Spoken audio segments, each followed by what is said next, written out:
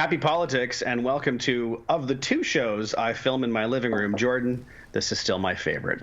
Welcome to BC Poly Hot Stove. My name is Maclean K. I'm the editor-in-chief of The Orca, and I'm joined in a socially distant manner by... It's Jordan Vateman, Vice President of Communications, the Independent Contractors and Businesses Association. Our usual hello to the NDP staffer in the bowels of the legislature transcribing this for the wonderful cabinet ministers, of whom I will be discussing later here on the show. And if you are transcribing this by hand, by dear God, there are services. Don't even tell your bosses. Just swallow the $30 and it's fine. It's worth your time. Trust me. Oh no, they should be hanging on every word I say. It's Bateman, Batman with an E in the middle. For those of you transcribing at home. Beatman is what I just heard. Okay. Oh. Batman with an E in the middle. It's totally different. Beatman it is. We have a jam-packed show this week. I will drop that and probably come back to it. Just making a note for later. Yell at Maclean. Good. That's true. Maclean Key with an E as well. Well, where do we start? I wrote a piece last night, Jordan, about there was a firestorm of criticism that happened after a question period on Thursday. And I think it's relevant after the events of yesterday, but we'll get to that. The BC Liberals brought up the dropped vaccination appointments, which everyone agreed happened, and they focused on that on Thursday. Reaction was pretty harsh. Our Orca colleague Rob Shaw called it offensively bad, but he was far from alone. A number of people in the media and that shared that opinion. I found this perplexing. Everyone agreed this happened. Everyone agreed that it must have been devastating for those concerned. And a couple hours later, Dr. Bonnie acknowledged that, it shouldn't have happened, and she regretted it, and she apologized. So, what is the role of an opposition if not to point out when things don't go perfectly? Yeah, heaven to Betsy. Can you imagine the swoon over an opposition actually opposing something in British Columbia, actually holding, politicians' feet to the fire to say, hey, you could do this better. What a shocking turn of events in a legislature built on checks notes, adversarial, sort of 2.5 sword lengths apart, the opposition opposes. This was such a tempest in a teapot by the media. Now, look, there are times where you jump out on issues and you don't have all the information. For example, last week I took a little bit of a beating from the pro-Dr. Bonnie forces by daring to question whether or not, all I tweeted out was, I need to see the work on, extending the vaccine deadline. Noted Dr. Bonnie defender Keith Baldry then jumped in and said, Google it, which I found highly amusing from a guy who has been raging against Twitter and Google epidemiologists for years, for a year now. True. Nonetheless, next day, Chief Science Advisor of Canada gets completely overruled by council, whatever the council is, and clearly, all right, this is the new normal. We're going to extend these delays. So I get that information can change, but nothing really changed here. And when information changes, change your mind. That's fine. The media come out and start, and probably whipped up by the NDP. Come out right after question period. Oh, those questions are, insincere, and they're attacking the integrity of Dr. Bonnie, and those monsters. And then a few hours later, what happens? Well, Dr. Bonnie apologizes, admits that they were wrong, and let's move on. But there was no look in the mirror by the media and go, maybe we should have just, waited, or maybe we should have asked these questions ourselves. And this is really, I think, part of the frustration that you're seeing online. And, we're going to talk about Aaron Gunn later. But, you want to know what's whipping up people who want to support Aaron Gunn is? It's stuff like this. The unwillingness of the NDP government to take hard questions in a format where they can actually be questioned, not this nonsense, one question and a follow-up, where they control who gets to ask questions. And I'm becoming more and more of a Shannon Waters truther on this one, as far as the control that's being exerted over who gets to ask questions in those little scrums. Sorry, Richard Zussman. I know you tell me it's not the case, but it seems like it's the case. Anyways, all that to say, we have to have an opposition asking hard questions. That is their job. Your piece talks about, it's important that governments don't get lazy or incompetent, and opposition sharpens them, and that's how you avoid that. I'd also say corrupt. I'd add corrupt to that. You got to make sure governments don't get corrupt. And a strong opposition, and frankly, a strong press gallery and media questioning are what keep government honest. And I had no problem with the questions. I didn't think they were over the top at the time, even before Dr. Bonnie apologized. I thought they were totally fair. You had people showing up to empty parking lots and empty places looking for their vaccination they'd been promised, their second dose, and then not even being told it's canceled, just no one is there, tumbleweed rolling through. Like, people deserve better than that kind of treatment. Yeah, and I think, and we'll talk about this in a moment with the, it was a disaster yesterday with people trying to book appointments for vaccines in the phone banks. Much like Dr. Bonnie is not the one physically telling each and every person that they've changed the vaccination strategy for good reasons, and so that they're going to have to let people know who have booked appointments that they're canceled, she also isn't designing phone banks. No. And God help us if she is. And so, pointing out that there was an operational failure on the ground is not an attack on Dr. Bonnie Henry. And so, as you might put it, clutching your pearls and suggesting, well, these people showed up for appointments that had been canceled and nobody told them. You can't say, how dare you say that about Dr. Bonnie? No one's saying anything about Dr. Bonnie. Dr. Bonnie agrees that happened and that it was unfortunate. But it's not her fault. The analogy I drew in my piece is, if you tweet that the 1 p.m. sailing to Tawasin is late, you're not attacking the person who designed the ship. It's totally separate things. And pretending that the ferry is late doesn't help anybody. Yeah, was it Truman who had the little sign on his desk, though, that said the buck stops here? Listen, you can't give Dr. Bonnie all the credit for all the good things that happen in life and not at least ask the question, hold her to somewhat to account for bad parts of the rollout as well. And she'd be the first one to tell you. Vaughn Palmer had a piece today, hundreds of people behind Dr. Bonnie, the team of health officials and whatnot. So, it goes both ways, right? Like, we can't be designing shoes for the woman and being all excited and giving her parades and statues and murals on the downtown east side and then not hold her to some kind of account later on as far as, hey, this didn't work well. Look, post-COVID, there's going to be a lot of, I hope, a lot of investigation into what went on, early days especially. Why have, yesterday they finally said, rapid testing for long-term care homes should be done now. Why wasn't that being done months ago? There are going to be questions, and we have to be able to have an honest conversation about it so we can learn from this and, be better next time. Yeah, and that's the point. It's not about, you mentioned holding people to account. It is that, but it's not about. There's no revenge or getting at someone here. It's that, chances are we're going to have a public health emergency again, hopefully not in our lifetimes. And it's really important to understand what went well and what didn't go well. Yeah. And if, some operational rollout was the issue, then I absolutely want to understand how that happened. And so that we can prevent it in the future. Yeah, and just like Dr. Bonnie's experience dealing with SARS, and I believe Ebola was another outbreak that she had managing, helped shape the way she's managed this. So this will help shape the way future Dr. Bonnies manage other pandemics. God help us, more pandemics. But we live in a more connected society than ever before. It seems like it's quite plausible that we're going to see more of these kind of problems, viruses emerge over coming years. This will give a important roadmap for how we deal with things in the future. So, I just find it odd that, there was a time, I don't know, maybe I'm a old-fashioned guy reading too much Harvey Oberfeld's blog, but there was a time where, the press gallery was the most fearsome, loathsome, angry creature in British Columbia, and it would come and it would choke out, well-meaning premiers and well-meaning cabinet ministers with their mighty tentacles. And by God, you would race down the halls to avoid them of the legislature to try to avoid the press pack because they were coming for you. And now it's they're almost defensive of everything government does. I find it very odd that we still spend more time questioning the opposition in this province than we do questioning the government that's been in place for almost 4 years now.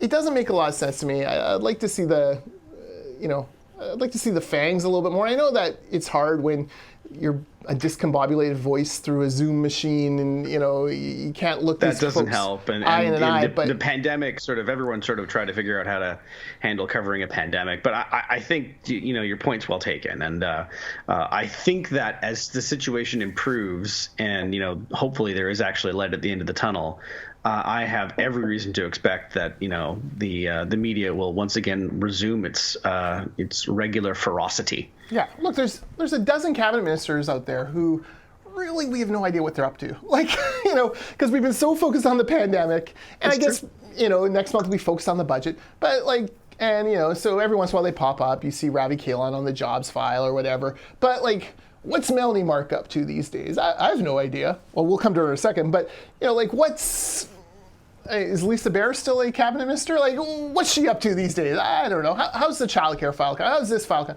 Like, it'll be interesting to see media start to dig back into those post-COVID, because there's a lot more in BC going on than just that. And while it's sucked up a lot of the media oxygen, and I get why. Yeah. You've shown me Google Analytics for the Orca, and sure enough, there are certain stories COVID related that do generally get more clicks than non-COVID related, and the media have to feed the beast. I just would like to see, like, the time has come now. The government's a lot bigger than one file. Let's start looking around at what else has been going on and start seeing if there's been any progress. You mentioned the Minister of Advanced Education, Melanie Mark. You had wanted to bring up an exchange from yesterday, which was International Women's Day. And as to the best of my knowledge, everyone who got up in the House yesterday was a woman, and I hope that's right. I watched it live. You'd think no, I would have I that think down. there was. Oh, Adam Olsen got up. You're quite right. Adam Olsen asked the questions for the Greens. That's right. So there you go. See, look at me. I'm paying attention. Juice. Okay, no, I just found this comment funny, and actually, the aforementioned Shannon Waters reported it in BC today. BC Today. There you go. Today is BC Today. Yes. I see what she did there. Okay. And I just have, we should actually have a recurring feature sometimes called Slip of the Tongue or Deeper Meaning. This may just be a slip of the tongue, or maybe there's a deeper meaning. So I'll just read to you. When Liberal MLA Corley Oakes asked about support for BC hotels, which employ so many women, Mark reminded her that half of our cabinet are women. So here's the quote. Half of our cabinet are going to work each and every day to support childcare, universal childcare, so that women have the empowerment that they need to help with our economy and bring that important work that they do as small business owners. So the question then for Mr. Mark is, okay, half of our cabinet are going to work each and every day to support childcare. What are the other half of NDP cabinet doing each and every day? And, is childcare really just a female issue? I don't believe it is. Not for 1 minute. I don't believe Melanie Mark thinks it is. I don't believe the half of cabinet that are women think it is. And certainly the half of cabinet that men, if they think it is. But it was just a slip of the tongue or deeper meaning. Is there something there? Does Melanie Mark feel any kind of resistance towards more universal childcare than, it was an interesting comment. I raised an eyebrow. It's only an eyebrow raised, but let's watch this unfold for a little bit. I suspect it's more a question of reading the talking points and probably not at the exact correct moment. And yeah. They were encouraged to talk about International Women's Day, have any excuse to talk about it. And so, being asked about hotel workers, and of course you're going to mention half the cabinet's women for, I don't know, reasons. Yeah. Well, look, I find International Women's Day really powerful, especially on social media. Some of the posts, especially people who took the time to be introspective, I found very interesting. I also found it incredibly hypocritical at times. Organizations who have, fired high-profile women talking about International Women's Day kind of reminds me of Bell Let's Talk Day after, and then what they did to TSN 1040. It's easy to talk the talk. It's harder to walk the walk. Did you see the Burger King tweet? No. I think they intended it as cheeky, but the tweet was literally "Women belong in the kitchen." Oh God. Yes, it went over about as well as I'm sure they meant it as we believe women belong in our kitchens, because that's basically all we are, is kitchens. But boy, did that not go over well. No, I could see why. Yes, indeed. Yeah. Okay. Well, that's not great. Burger King. Burger King usually has pretty decent. I mean, they're no Wendy's when it comes to social media, but they seem to do. They do fine. It's a risky game being told to go out there and win the internet every day. Yes, it is. And they clearly flew too close to the sun and not the daughters. And speaking of risky games, we learned yesterday that the provincial government plans to appeal a BC Supreme Court ruling that strikes down part of the government's ICBC reform, specifically the part that says a tribunal will determine what goes to small, I'm I'm going to generalize for the sake of making this quick, but basically a tribunal deciding what goes to small claims, what goes to large claims. Last week, Attorney General David Eby said that this would have no effect on the province's savings. Yesterday, it was more like, well, we need to do this because it could erase $390 million. I mean, of course it would. You're removing a key part of the reform. We'll see where it goes. I have no idea. We don't have a timeline or anything like that, but this saga will continue. Yeah, a few points on this. As Attorney General, David Eby has a very low batting record when it comes to actually winning these cases. There have been a few wins here and there, but vast majority have been losses. He's already lost twice now to the trial lawyers who, frankly, you know, if you're in the Trial Lawyers Association, you're probably pretty good at trials. Like, I'm thinking. It's true. You probably, it's like your home field advantage. So there's some questions there. Of course, they also lost. Like taking on the Undertaker in a casket match. It's almost unfair. That's right. You're not going to do it. It's like going into a submissions match but not having a submission. So you know, like, what's your hold? You just break out the sharpshooter if you're The Rock, which never looked really right. No, he didn't quite have it right. But no, yes, you're right. It's I mean, the EB said from the beginning that they knew that they would be fought every step of the way by the trial lawyers, and that is indeed what's happened. I'm sure he didn't expect that he would be. It's been two losses really, but. It's a rocky road. Yeah. No pun intended. Well, what I just find a little disingenuous for 1 week say, well, we're going to review it, but there's no real cost problems. And then the next week to say, oh, well, $390 million is on the line. Like, you didn't know that last week? Or, you know, don't say there were no costs. Like, it doesn't feel quite right. I think the shine is coming off David Eby day by day. We've talked about this before. He's not come out as the glowing hero of the money laundering commission as perhaps he had projected. We see these continual court losses. ICBC, they're sending out rebates, but I'm not sure anyone really buys into the narrative that ICBC, you know, these changes are actually better for consumers. Even if it does save a little bit of money, if you're a victim of a serious car crash, you're actually going to get less. That's how the system works. Like, you know, this whole, you know, what did they rebrand it? Extended care or enhanced care? It's no fault, you know, and I think most people call it no fault. They've been very resistant to the term no fault from day one, which is really odd. It's just, everyone calls it no fault. That is what it's commonly referred to as. I've never understood the day they announced it, they were like, well, this isn't no fault. It's called no fault elsewhere, but it's not no fault here. But I just never understood it. Yeah, well, it's playing games with language to try to bust it through, to try to trick people that this isn't what it actually is. So, yeah, it'll be interesting. Look, both cases on ICBC have been seen by the same judge. So it's court. It could just be a rogue judge. It could be a judge just with a different kind of opinion than, you know, what will happen in the Court of Appeal. Or, you know, it could be correct. So I guess you go to the Court of Appeal and find out. It's not, like, in the end, it's not David Eby's money. It's our money. So, you know, he's more than happy to spend it trying to get the court result he wants.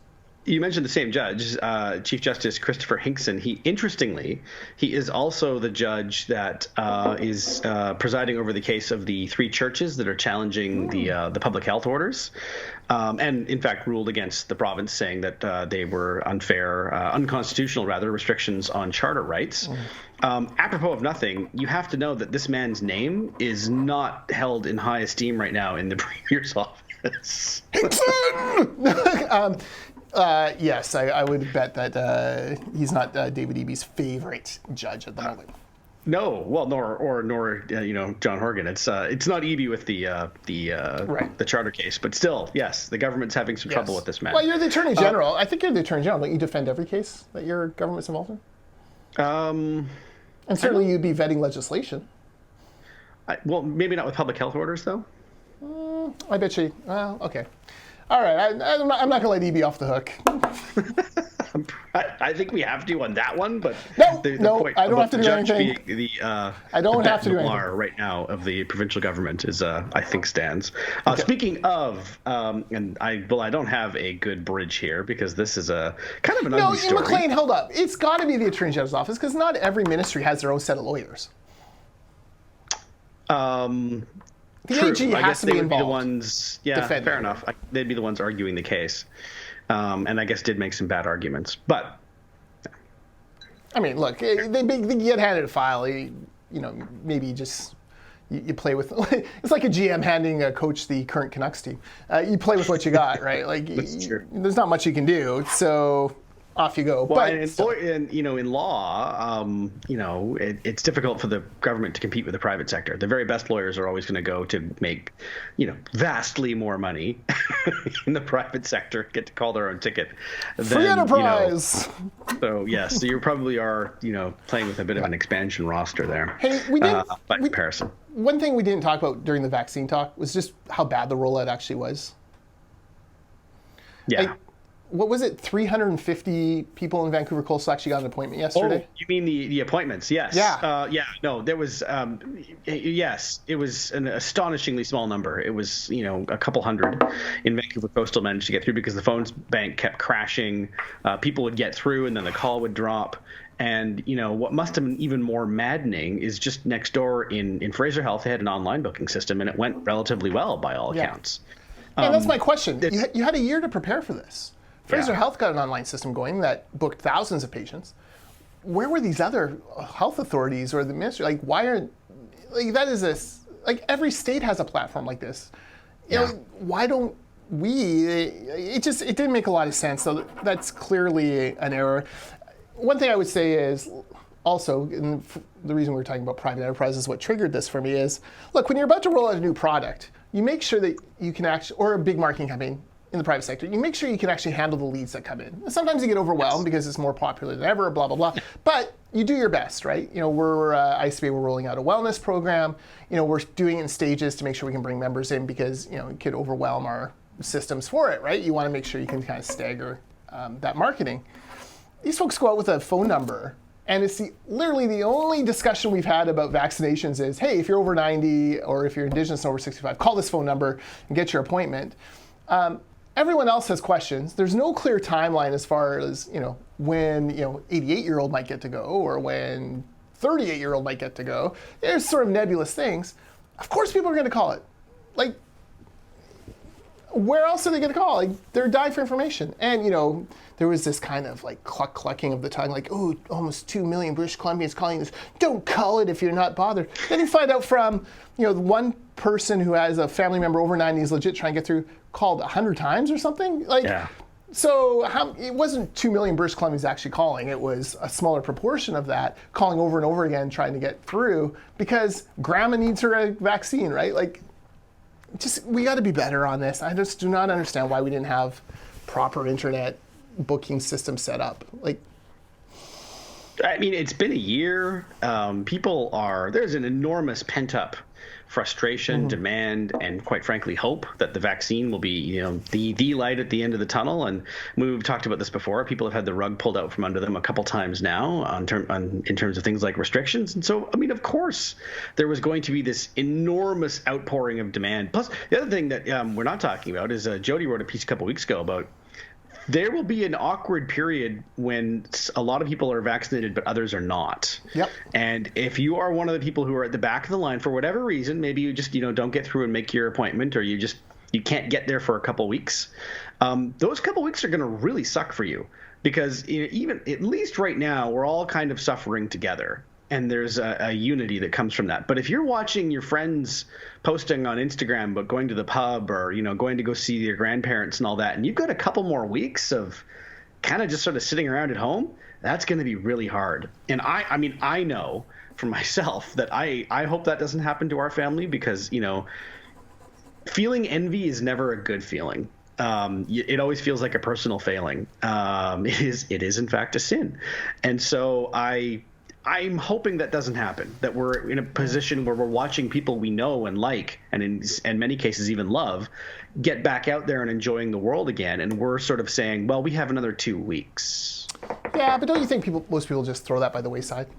Even Dr. Body's kind of hinting, we're going to open up for spring break. And it sounds like she's come to her senses on Easter. And partial reopenings when it comes to things like, I don't know, going and seeing your grandparents, that kind of thing.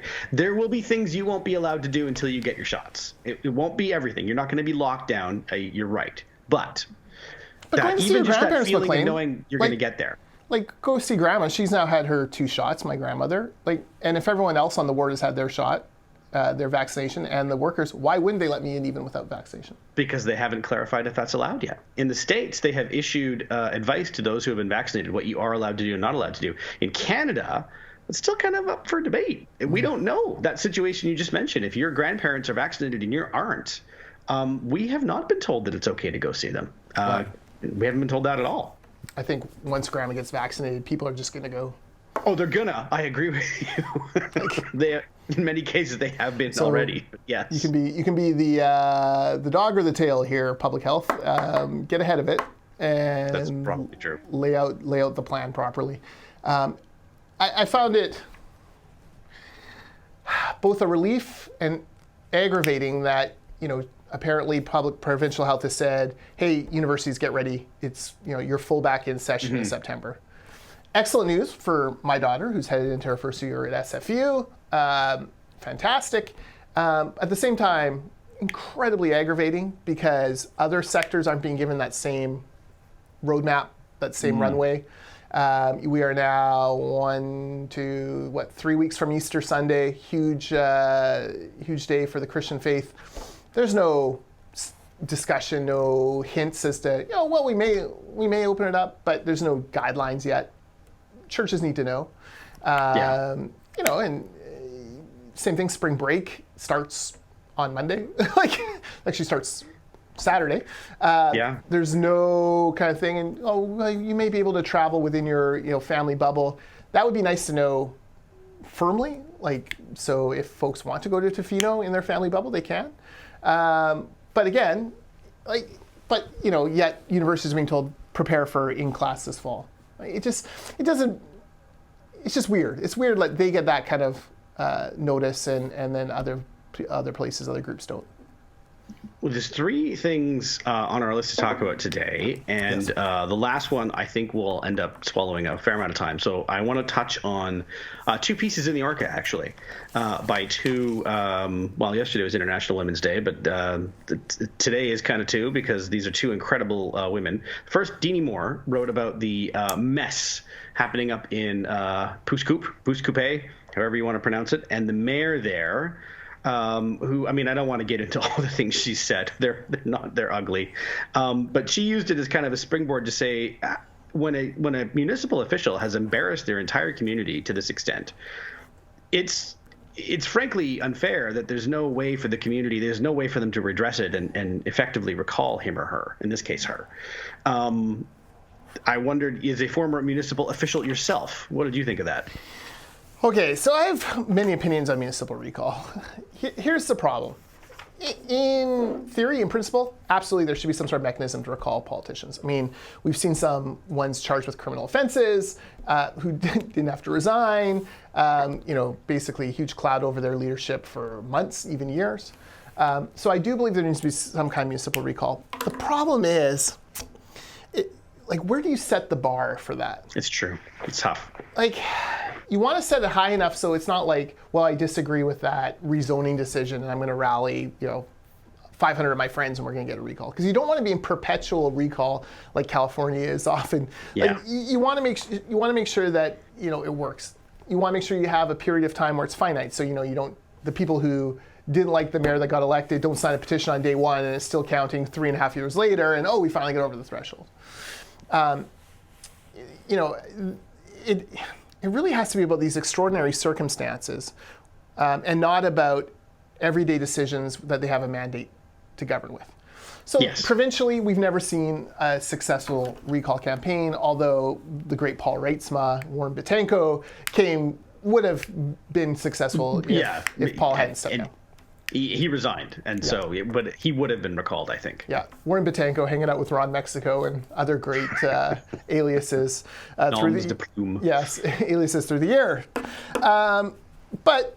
So we've never seen it happen. However, it can strike fear, obviously, into the hearts of municipal officials. So I'm not sure where the threshold is. That's the only thing I would say is you want to make sure the threshold is high enough, tough enough that you're not getting it. Not every mayor is being recalled every single time. The other problem that happens is often on councils you'll have kind of one outlier candidate who maybe isn't in the overall support power structure, but somehow got in, and then that person could be recalled and and power given. That said, I would, 1,000,000% support recalling Ben Isett in Victoria. I mean, a councillor who actually has some sort of side gig raising money for the encampment that he allows to continue or votes to allow to continue. I'm with you, Adam Sterling. That seems weird. That's you would. There's not an opinion you are alone in having in Victoria these days. He is a controversial councillor. The other piece I wanted to talk about is Katie Maryfield. Yes. Who is my fellow political capital-er or capital direct. And she wrote a great piece that I was both very personal and both very sort of policy facing in that Katie, not a lot of people know this, but Katie was for a time the government lead under Christy Clark for the government's opioid and overdose crisis response. And she laid out some of the things that she and the government did, which were quite a bit. And the thing that struck me is that, when she left after the election and she started hearing, the problem is you guys don't care. That's the issue. You guys don't care about people dying. She broke down and cried. And I didn't know this. And she went on to talk about, she went on to go work for the government of Alberta and some of the things they've done. They've had some good ideas on that front. And saying that when he was in opposition, John Horgan said, we'll take ideas from anywhere because this is too important for politics. So if they've got a great idea in Saskatchewan and Ontario and Washington and Texas, it doesn't matter. We'll look at it and try it here. And so she was saying that, I hope he follows his own advice because we did some good things in Alberta that are worth applying here. There were some that took this as a partisan attack. I didn't think it was partisan at all. In fact, it was quite the opposite. It was saying, I understand, and I would never say that the people there don't care. It's that maybe they haven't thought of this idea or tried this idea, and I wish they would. That's not partisan. No. I, however, will now launch a partisan attack. Katie will take the high road, I'll take the low road, and we'll meet on the banks of Loch Lomond. All right. In opposition, the NDP were very clear. And Katie writes about this. They criticized the Christy Clark government, Christy Clark personally, for not caring about this issue. This should be the number one issue. This is the number one thing that should be dealt with. We have a plan. We will deal with it. We will make the hard choices. We will take ideas from everywhere, because your premier has failed you because she doesn't care about these poor people who are dying of opioid addiction, overdoses, and other things. Obviously, that's untrue. Obviously, Christy Clark cared. She had, one of her best staffers working on the file day and night. She had, Terry Lake as the health minister, who won awards, by the way, for some of the innovative strategies they brought in. So, it's disingenuous now then to come out and be like, well, as premier, well, hey, it happens. Everything is, we've got COVID and lots of bad things are happening. And, this isn't about the leadership. We're doing our best. You can't have it both ways. You can't criticize one and then on the other hand, not live up to the same critiques that you gave out. So that for me is the biggest frustration with John Horgan. Just across the board, my biggest frustration with John Horgan is in opposition, he and the NDP said one thing, and in government, they're doing another. Or not holding themselves to the same standard that they would have imposed. And that's why I'm so ticked off with the media as well, is they don't hold John Horgan to the standard that he laid out in opposition. So, if it was Christy Clark in power, just imagine the furor over record level of pandemic, of opioid overdoses and deaths and mental health issues, and having a ministry that's funded less than the premier's office when it comes to dealing with mental health and addictions. They would be livid. They would be screaming at Christy Clark, you don't care, it's all lip service, blah, blah, blah. And yet they don't hold themselves to that same account. So that really, really bugs me going forward. Now, Katie, being much more generous than I am, went into solutions, right? Okay, now they're doubling down. It looks like safe supply is the way they want to go. And she points out in a very succinct way some of the problems with safe supply. Safe supply doesn't actually deal with the human cost of addiction and how do we actually help folks, leave that lifestyle completely. Great point. Very, very true point. Safe supply is not some sort of panacea that's going to, cause, it may save lives because there won't be fentanyl, laced into some of these drugs. But at the same time, it's not the perfect solution because people will still be addicted, people will still be looking for drugs, and you've got to find a way to help them. So it's just frustrating to me that we don't hold the Oregon government to account in the way that they held the previous government to account. And I'm hopeful that ideas like this, pieces like this that Katie wrote, and then frankly I hope she writes more on this issue because it does not get the kind of press it deserves. It gets press one day a month when the new numbers come out. It's true. And then it disappears again for 29 days. And then the new report comes out and it's even higher than the month before. And it's like, and then Dr. Bonnie says, well, we have 2 pandemics and, we have 2 health emergencies. And then it disappears for another 29 days. So we got to keep the pressure up in between those monthly reports. Yeah, because those monthly reports are grim, and it's killed more people than has COVID-19. It's a terrible, overwhelming, sad thing. Last topic is one that I suspect that I will just let you take the floor because you know more about this than I do, and that is we didn't do this last week. The update on the BC Liberal leadership situation. For those keeping score at home, we now have the timeline. We now have one official candidate. And beyond that, Jordan will help fill in some blanks. All right. We have one official candidate, but really we have 1, 2, 3, 4, 5, 6 who are in. So here are the 6 who I believe are in the race. Kevin Falcon.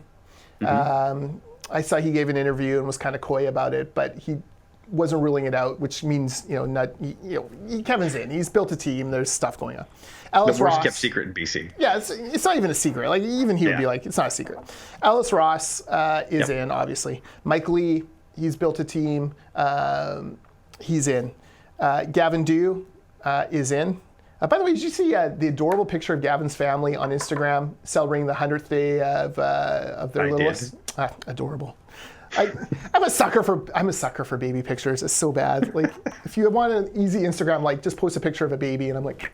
Anyways, adorable. Congratulations to the Duchamp family. Renee Maryfield, I almost said Katie Maryfield. As did Katie DeRosa in the Sun over the weekend. Yes. Before I move on from the Katie Maryfield piece, she writes in here something along the lines of in her opioid piece about how this must be how being a politician feels. Like it doesn't matter how much you try or how much you care. Sometimes you get criticized. I'm like, Katie, there's only one way to find out. Become a politician. There's a leadership campaign on, Katie. I'm gonna get a mean tweet from her now saying, leave her. Yes, you are. Yeah, but anyways.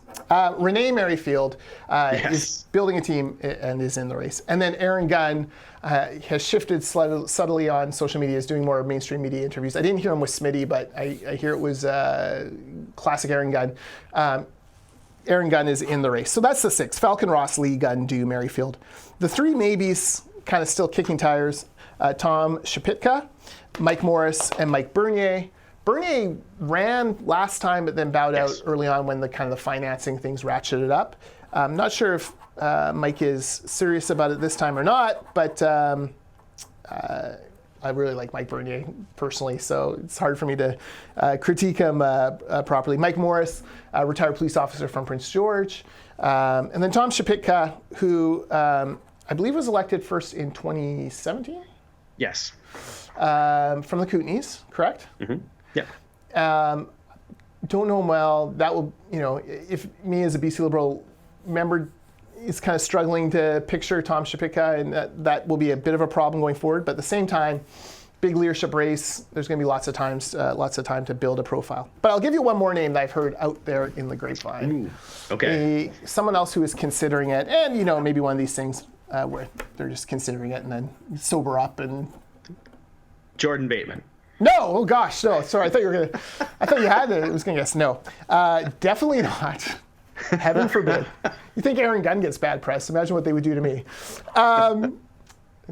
Val Litwin, former head of the BC Chamber of Commerce. Interesting. I hadn't heard that. Yeah, I've heard Val's kicking the tires. Look, Val's, I say long, but Val's young.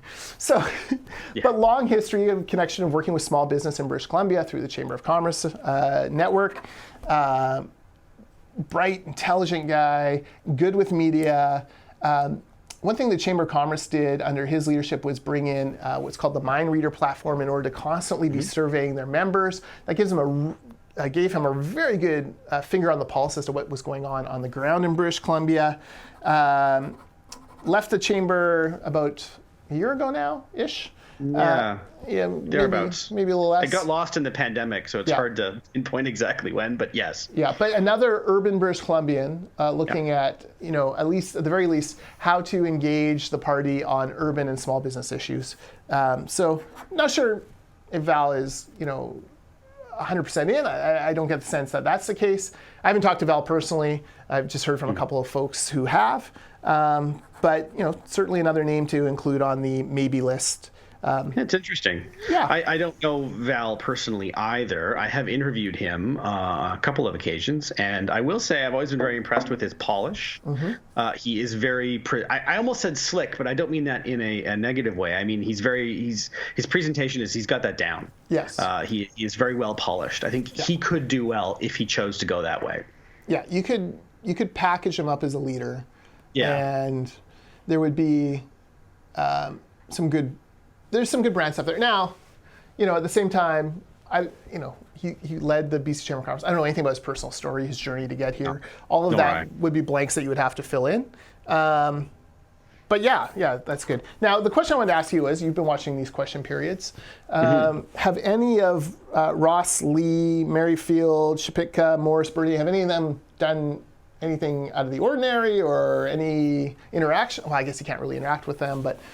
Yeah, you can't really interact with them. I haven't noticed Ellis Ross or Michael Lee ask questions. Obviously, Kevin Falcon, Gavin Dew, Aaron Gunn cannot. Yep. And I struggle to think of Tom Shapitka or Mike Morris. That doesn't mean they haven't. I'm just trying to remember. Renee Maryfield has been asking a fair amount of questions, but she is the health critic, so it makes sense. But yeah, no, she has she has assumed a fairly prominent role on the BC Liberal bench in a reasonably short amount of time. Yeah. Okay. So that's interesting to see. So I'm kind of tracking that just a little. That it puts Shirley Bond, interim leader, into a little bit of a... It does. And she is going to studiously avoid, I know because she told me, studiously avoid having anything to do with the leadership race. But that is the one thing where it could get could conceivably get, I don't want to say dicey, but, tricky. Because, she can't control which issues pop up. And so, the critic will get up to ask the questions of that file. But at that same time, I'm just looking at the list we put out and choosing at random. If you're Mike Bernier and the file you're on is not generating many headlines through no fault of your own, you might be looking over at Renee Maryfield and saying, well, how come she's getting all this camera time? It's tough. Yeah. That's why sometimes they step out of their critic roles when they run, but you only have a caucus of 28, 27. There's not a lot of depth. I think you're going to have to stay in their critic roles. Yeah, so if 1, 2, 3, 4, 5, if all 6 of the rumored MLAs ran, that's a lot of coverage for people like poor Todd Stone and Peter Millibar and Trevor Halford learning on the job. So, okay, let's talk one more thing. Let's talk just very briefly about Aaron Gunn. Okay. So,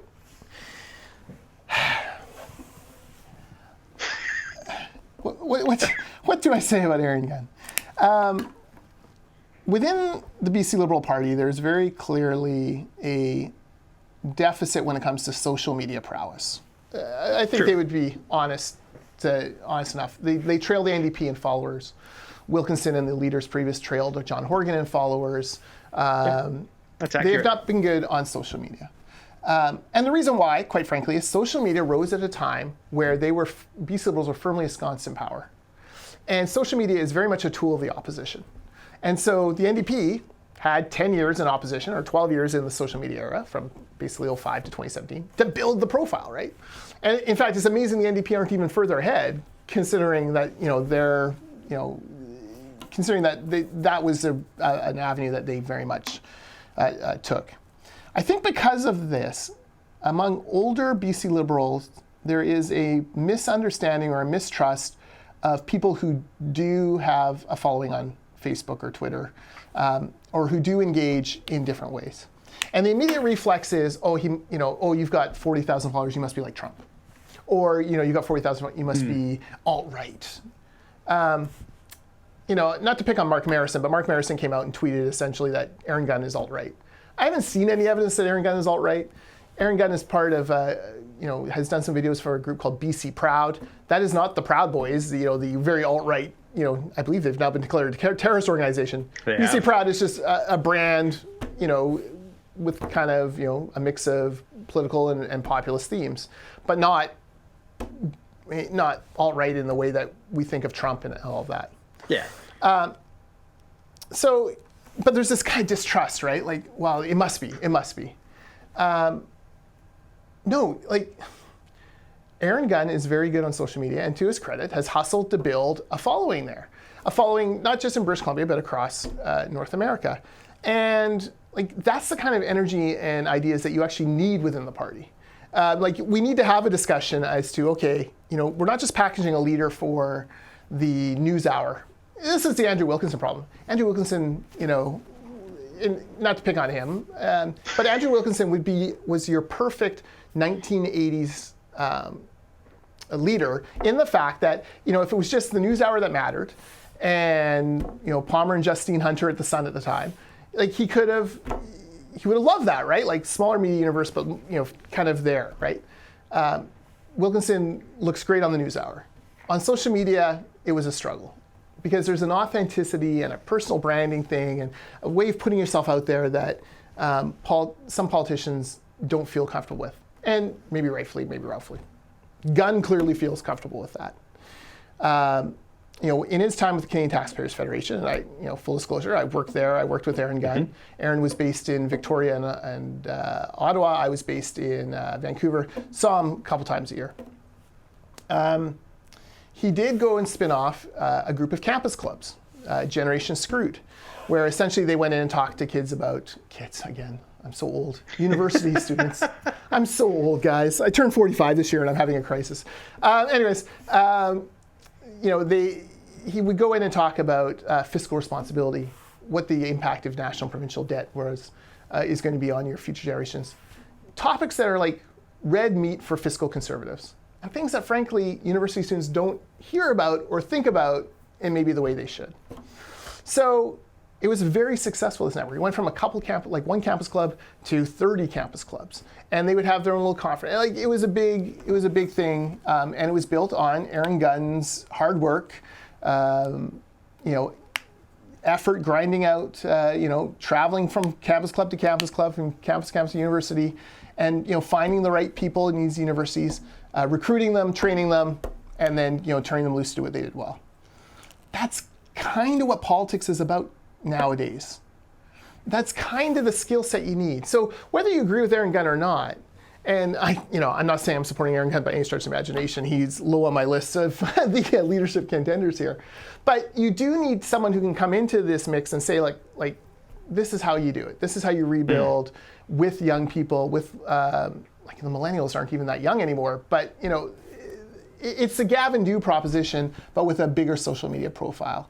Gavin Dew tried to do it through op-eds and reports and FML.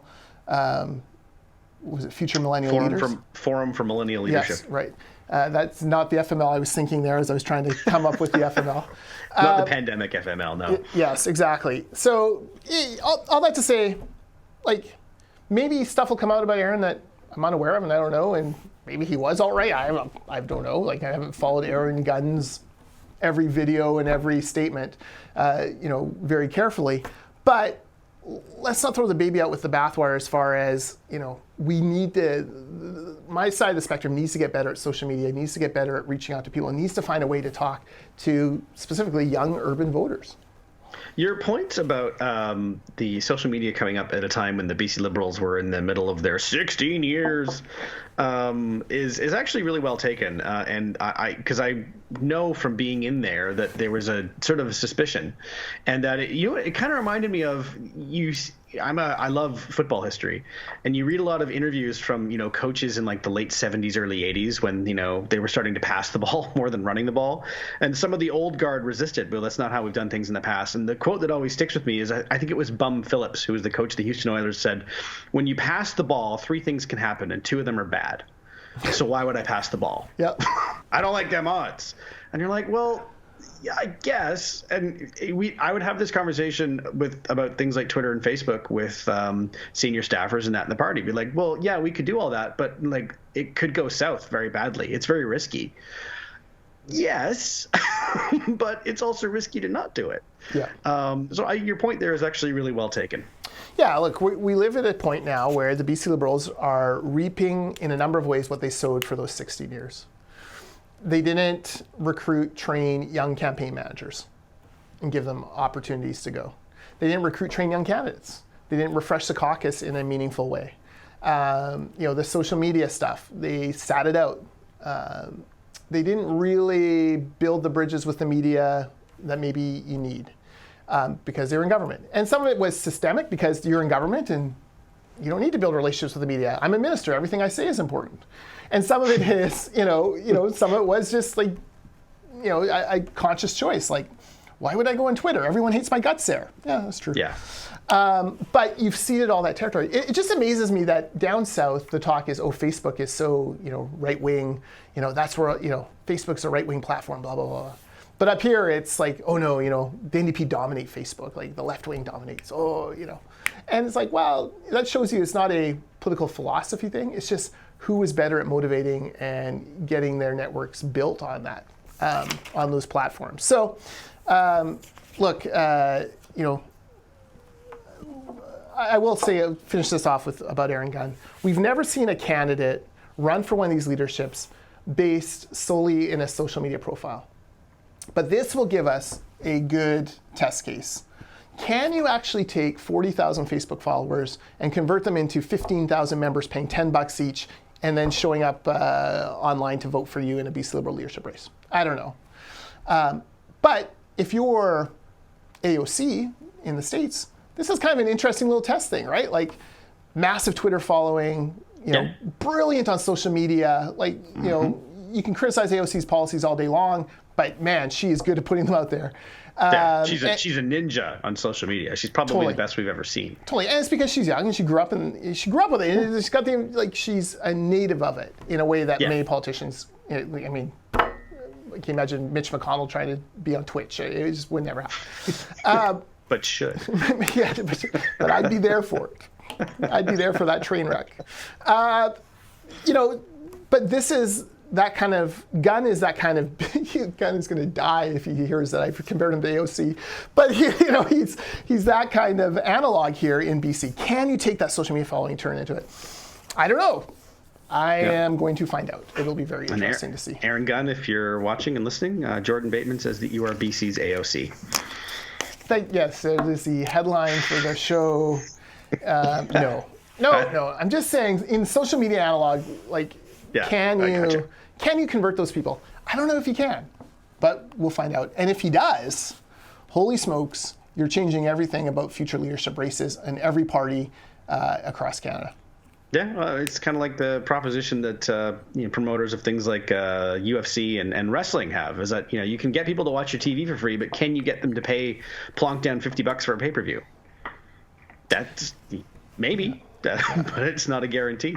You can if Mike Tyson is refereeing between Stone Cold Steve Austin and Shawn Michaels. That's true. That was a big success. Yep. I think this was going to be a snappier, breezier edition of Hot Stove. We did not do that. No. Although we did cover a lot.